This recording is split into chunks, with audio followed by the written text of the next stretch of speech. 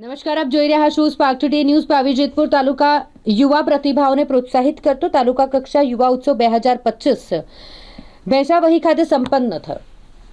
પાવી જેતપુર તાલુકાના ભેંસાવહી ખાતેની આદિવાસી માધ્યમિક શાળાના પ્રાંગણમાં યુવા ઉત્સવનું આયોજન થયું હતું, જેમાં યુવાનોના ઉત્સાહભર્યા વાતાવરણ વચ્ચે કાર્યક્રમનો શુભારંભ થયો.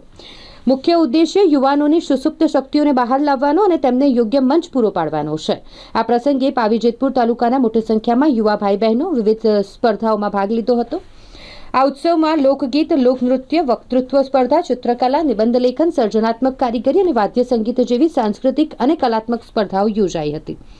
શાળાના આચાર્ય દિનેશભાઈ કોડીએ યુવાનોને સંબોધિત કર્યા હતા. આ સ્પર્ધાઓમાં પ્રથમ સ્થાન મેળવનાર યુવા પ્રતિભાઓ હવે જિલ્લા કક્ષાના યુવા ઉત્સવમાં પાવી જેતપુર તાલુકાનું પ્રતિનિધિત્વ કરશે. આજ રોજ તારીખ 28/11/2025 તાલુકા કક્ષાનો યુવક મહોત્સવ શ્રી આદિવાસી માધ્યમિક શાળા ભેંસાવહી તાલુકો જેતપુર પાવીમાં યોજાયો, જેમાં તાલુકાની લગભગ 15 જેટલી શાળાઓ અને 200થી વધારે સ્પર્ધકો ભાગ લીધેલ છે.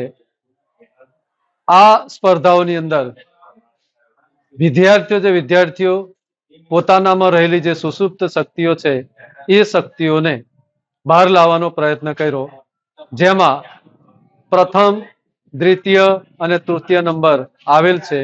આ તમામ વિદ્યાર્થીઓને અભિનંદન આપવામાં આવેલા છે અને એ જિલ્લા કક્ષાએ જાય એવી તમામને શુભેચ્છાઓ.